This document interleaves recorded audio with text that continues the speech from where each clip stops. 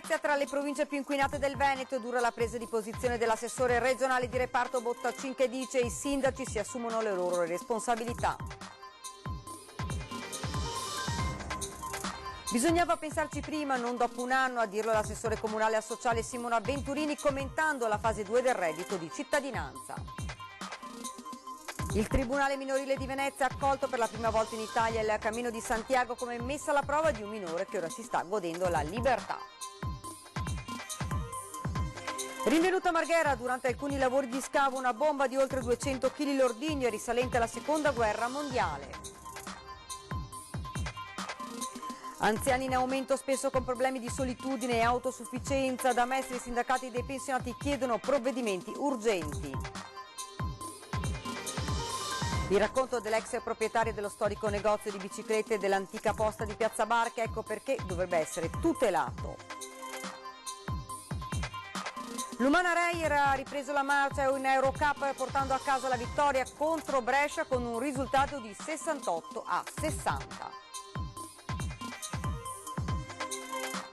Buonasera e ben ritrovati dalla redazione di Venezia, lo avete dunque sentito dai titoli. In primo piano lo smog, Venezia tra le province più inquinate del Veneto, dura la presa di posizione, interviene l'assessore regionale di reparto Giampaolo Bottacin, i sindaci si assumano le responsabilità, dice.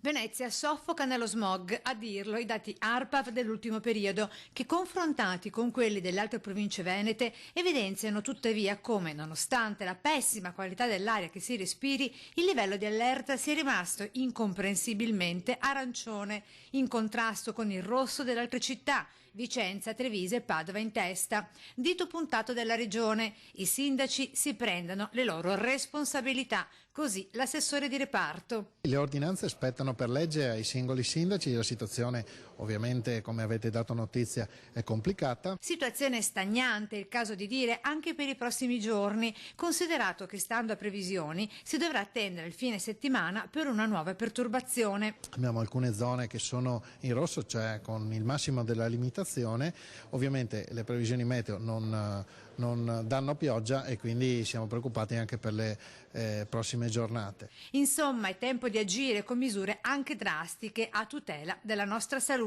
La Regione ha investito 965 milioni di euro su vari fronti, rinnovamento del parco mezzi, piuttosto che l'efficientamento energetico degli edifici, la rottamazione delle vecchie stufe, la rottamazione delle vecchie auto, eccetera, eccetera. C'è ancora molto da fare. Dichiarare lo stato di emergenza e aprire un tavolo con amministrazioni locali, associazioni e comitati per combattere l'inquinamento è tra le richieste avanzate dai partecipanti al flash mob antismog che si è tenuto a Mestre. Noi chiediamo che si dichiari lo stato di emergenza climatica e si attivi un tavolo di confronto tra amministrazione, associazioni, comitati e cittadini per individuare quelle che sono le misure più urgenti da prendere. È stato ribattezzato dagli stessi organizzatori un flash mob a difesa della salute, quello messo in atto da diverse associazioni e comitati davanti alla sede dell'Ustre di Piazzale Giustiniani a Mestre per denunciare i continui sforamenti dei livelli di PM10 di queste settimane e più in generale di una situazione che si ripete costantemente da anni, tanto da aver portato il Comune di Venezia ai primi posti in Italia per inquinamento. Perché in tuta bianca?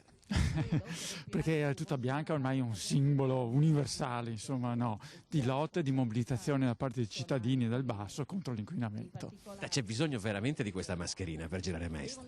Ma sicuramente, purtroppo in altri paesi già si vedono tante persone che stanno girando così, in Cina, in Giappone, e purtroppo nei giorni dove ci sono stati l'accensione di falò, noi abbiamo avuto il 7 di gennaio la stessa area inquinata di Shanghai.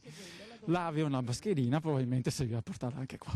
In Italia, sostengono i manifestanti, i decessi legati all'inquinamento sono 80.000, in Veneto 10.000. Un'emergenza dalla quale non si esce con provvedimenti tampone, ma attraverso azioni strutturali che chiamano in causa tanto il governo nazionale quanto le amministrazioni locali. Spendiamo dei soldi, che sono soldi importanti, pubblici tra l'altro, per cambiare i mezzi che sono vetusti, per permettere anche che gli abbonamenti siano più economici, eccetera, eccetera. C'è una misura che voi proporreste proprio come la più urgente da adottare? Direi una è il ripristino delle ZTL nel centro di Mestre, poi ce ne sono altre, perché per esempio quello del discorso di rendere più efficienti dal punto di vista energetico gli edifici, però questo si tratta di un programma che richiede anni, che richiede tempo. Ed ora parliamo invece del reddito di cittadinanza. Bisognava pensarci prima, non dopo un anno, quando si è visto che le cose non funzionavano. A dirlo l'assessore comunale al sociale Simona Venturini, commentando la fase 2 del reddito di cittadinanza. Arrivano tardi, arrivano in confusione, sono pezzi di decreto che continuano a aggiornare di continuo. Abbiamo avuto accesso alle banche dati INPS solo recentemente i centri per l'impiego si sono messi in moto con i navigator per affiancare la parte lavorativa alla parte del sussidio, quindi è una misura nata male, è nata come una elargizione di soldi pubblici al più possibile, specie al sud, specie nelle province del sud Italia, e hanno coinvolto i comuni in ritardo senza darci le informazioni. In sintesi, secondo l'assessore Venturini, l'obbligo imposto dal governo di far lavorare per il comune chi percepisce il reddito di cittadinanza fa acqua un po' da tutte le parti. Che abbiano fatto le cose molto benissimo è evidente, le hanno fatte anzi molto male e in confusione. L'obiettivo era fare il titolo sul giornale e dire abbiamo dato i soldi agli italiani, quando in realtà quei soldi sono stati presi da altre parti e sempre agli italiani sono stati presi. E poi hanno fatto male la misura, non sono riusciti a gestirla bene, non sono riusciti a creare delle misure di aggancio col mondo del lavoro e il mondo del sociale. L'hanno fatta solo per, secondo me, completare un programma elettorale e dire abbiamo dato dei soldi agli italiani, senza poi pensare che invece si potevano dare in maniera più intelligente, spendere meglio queste risorse e soprattutto avviare al lavoro la gente, perché la gente non vuole solo una offerta pubblica al mese, vuole il lavoro, e questo governo non è amico né del lavoro né degli italiani, a quanto pare, visto che lavora per distruggere il lavoro. Bisogna pensarci prima, ma anche mettere gente che sa fare il mestiere nei posti chiave. È evidente che alcuni ministri non avevano né l'esperienza né le capacità per fare i ministri, eppure sono diventati ministri. La soluzione, a detta di Venturini, si poteva già attuare da tempo. Sarebbe stato meglio fare come dicevamo noi, e quindi di estendere il reddito di inclusione attiva che funzionava, e il REI, che erano misure buone, che esistevano, che bastava rafforzare, che bastava in qualche modo implementare con maggiori risorse, però l'impianto era buono, era un impianto che passava per i comuni conoscevano l'utente, conoscevano chi ha bisogno e chi no, invece così l'INPS è stata subissata di domande in automatico, in cui spesso l'impiegato dell'INPS non conosce l'utente, non sa chi ha davanti, e quindi semplicemente compila la domanda, fa una verifica a campione e elargisce i soldi. Anche sui controlli speriamo avvengano, perché i primi dati ci dicono che qualche furbetto c'è e dobbiamo affrontarlo. Il Tribunale minorile di Venezia ha accolto per la prima volta in Italia il cammino di Santiago come messa alla prova di un minore, con il giudice che ha deciso di derubricare i reati a suo carico. Il ragazzo ora si sta godendo la sua libertà.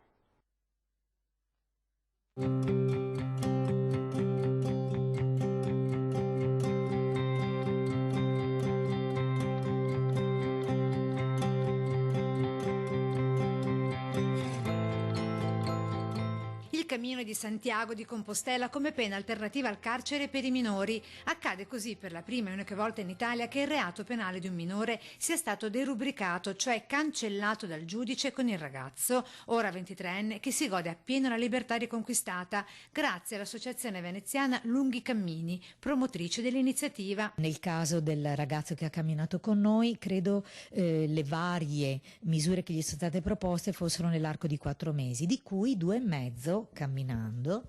Ecco, quando il ragazzo ha completato le cose che gli sono state prescritte, torna davanti al giudice e il processo, che era stato interrotto nel momento nel quale veniva proposta e accolta la messa alla prova, riprende, e se ha fatto tutto quello che ha fatto, il processo viene interrotto e il reato viene derubricato, e così è stato per il ragazzo che abbiamo fatto camminare. L'accoglimento del Tribunale minorile di Venezia e del percorso di Santiago come messa alla prova del ragazzo ha fatto sì che quest'ultimo camminasse nella massima libertà con il suo accompagnatore mestrino per 85 giorni di seguito, soli, con i rispettivi sacco a pelo, zaino e scarponi da trekking. Nel suo caso in particolare ha fatto la via della Plata e poi a ritroso un tratto della via francese, per poter camminare appunto più a lungo di quanto consentano anche quei percorsi che pure sono lunghissimi.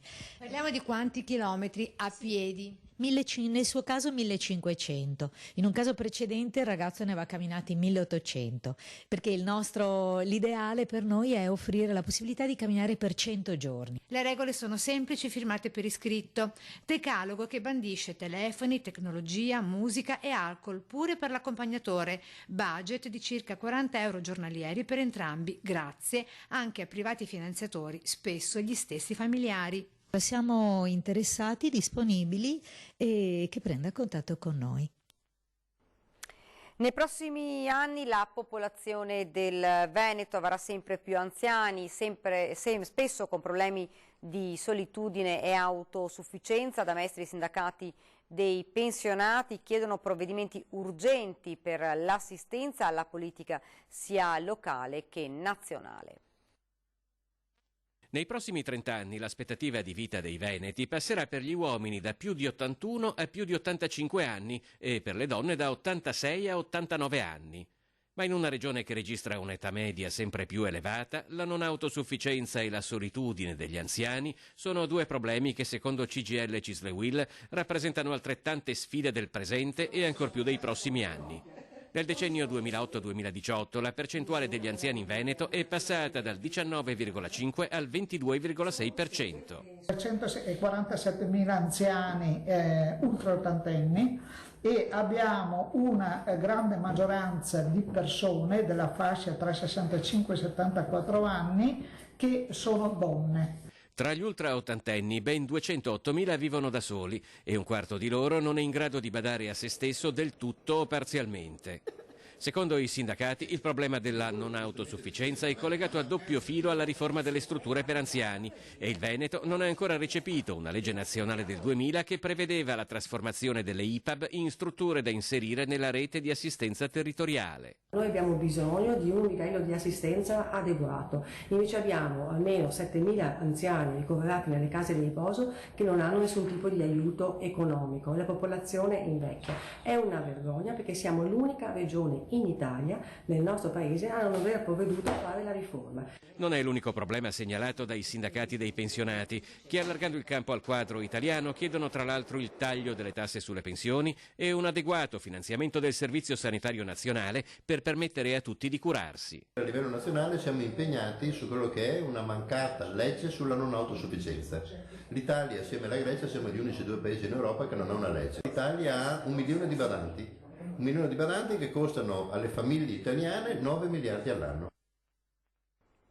Ed ora una notizia che dovrebbe davvero far riflettere: indignazione e sconcerto in tutta la città e sui social per la scoperta del ladro che derubava i pazienti terminali del Policlinico San Marco di Mestre. Diversi furti erano stati segnalati in ospedale in questi giorni e stanotte la polizia è riuscita ad individuare il malvivente. Le condizioni delle sue vittime non lo avevano certo spinto a desistere, ma anzi ad approfittare di persone già in estrema sofferenza. L'intruso si è nascosto ed ha cercato una via di fuga, ma le pattuglie sono arrivate quasi subito. Sentiamo. I poliziotti lo hanno bloccato sulle scale antincendio del Policlinico San Marco di Mestre. Nelle tasche 3 telefoni cellulari e un borsello, tutti oggetti rubati ai malati terminali ricoverati nella struttura, oggetti che sono stati subito riconosciuti dai proprietari.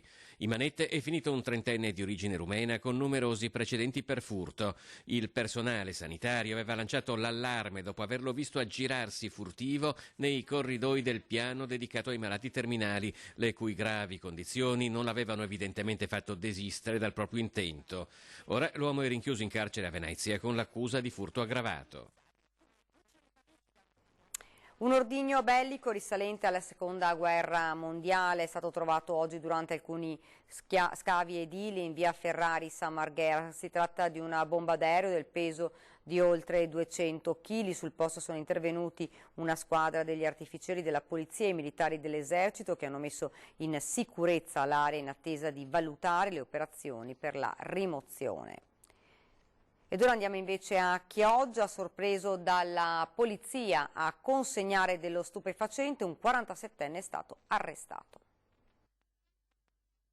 ha ceduto una bustina di cocaina sotto gli occhi dei poliziotti che lo stavano pedinando. Un 47enne siciliano residente a Chioggia è stato dunque arrestato dagli agenti, che in casa hanno poi trovato altro stupefacente, oltre all'occorrente per confezionare le dosi. Butta via tutto, è arrivata la polizia, avrebbe detto lo spacciatore alla moglie una volta varcata la soglia di casa per accompagnare la polizia, per poi cercare di divincolarsi dalla presa degli agenti spingendoli e mordendone uno alla mano. A quel punto, una volta neutralizzato, i poliziotti hanno perlustrato l'abitazione, trovando la marijuana e tutto il resto. Al termine degli accertamenti di rito, l'uomo è stato sottoposto agli arresti domiciliari. I Carabinieri di Venezia hanno scoperto presso un allevamento della provincia la presenza di 2 rari esemplari di pappagallo in via di estinzione, il cui commercio è consentito solo in circostanze eccezionali. Constatata l'illegittimità della documentazione presentata dall'allevatore, i militari hanno posto sotto sequestro i 3 volatili legalmente detenuti e denunciato il responsabile. I Carabinieri hanno sequestrato anche 14 pappagalli, tutti senza documentazione, assoggettati a livello massimo di protezione dalla normativa europea e internazionale. Il valore commerciale dei pappagalli gravati dai relativi sequestri penali ed amministrativi operati dai militari è stimato in circa 50.000 euro. Ed ora ci fermiamo, c'è la pubblicità.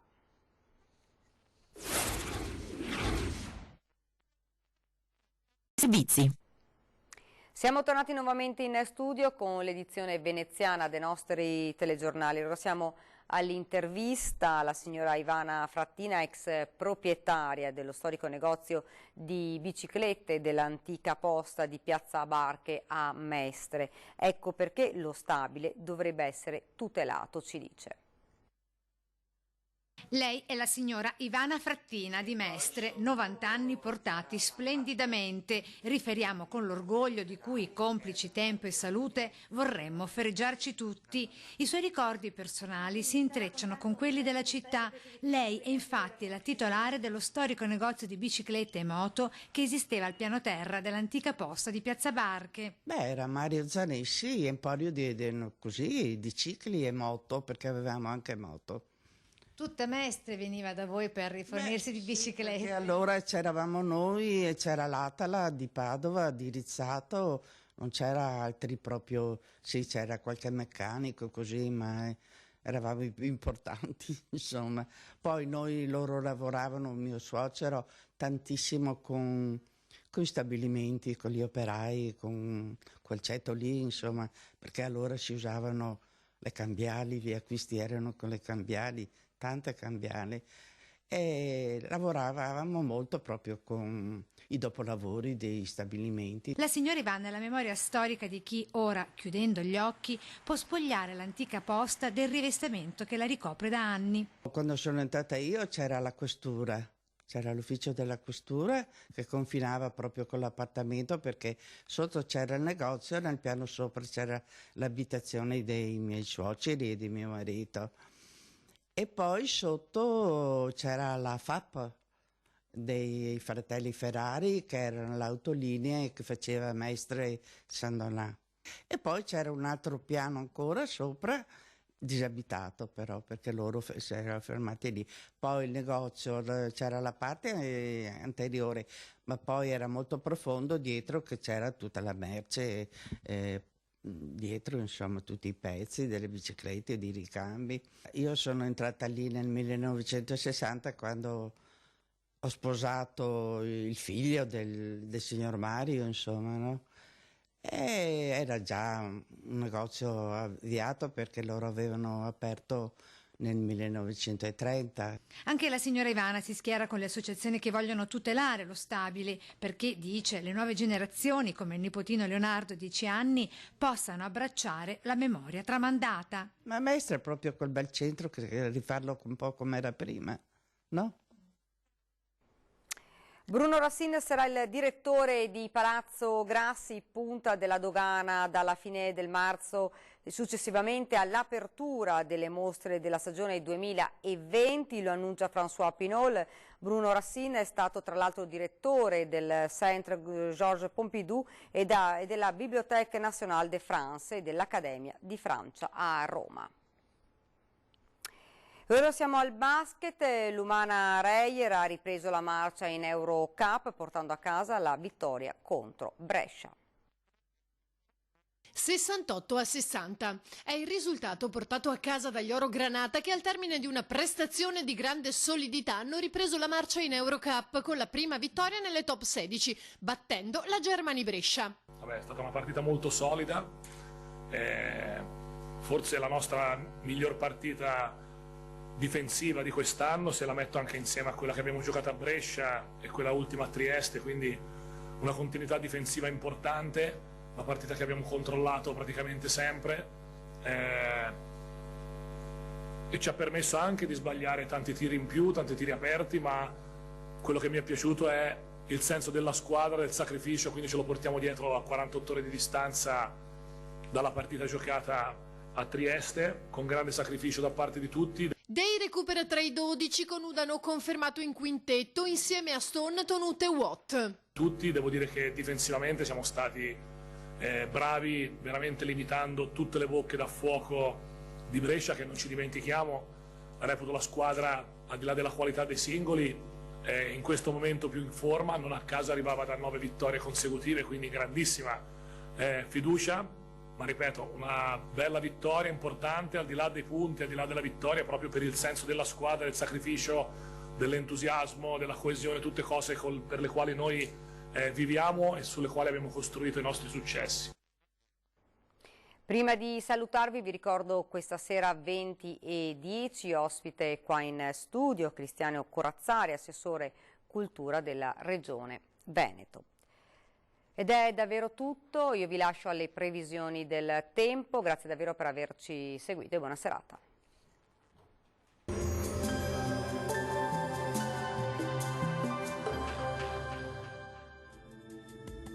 Bentrovati al meteo. Proseguirà ancora per qualche giorno il dominio anticiclonico, nel weekend poi arriverà la tanto attesa pioggia. Giovedì intanto ancora tempo stabile. Vediamo la situazione nel dettaglio. Sul Veneto sarà asciutto e soleggiato, con cielo al massimo poco nuvoloso, salvo per nubi basse e locali nebbie sulle pianure, localmente anche persistenti un po' per tutto l'arco della giornata. Temperature minime tra -6 e 2 gradi, valori massimi compresi invece tra 7 e 10 gradi. Ci spostiamo ora sul Friuli Venezia Giulia, anche qui sarà soleggiato dappertutto, solo con qualche addensamento, ma senza ulteriori conseguenze. Temperature minime tra 1 e 7 gradi, massime sui 10-11 gradi.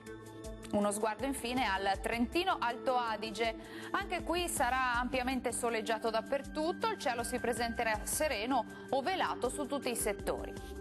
Temperature minime sotto zero, massime fino a 9 gradi all'incirca. Dal meteo di Antenna 3 per ora è tutto, grazie per l'attenzione, arrivederci al prossimo aggiornamento.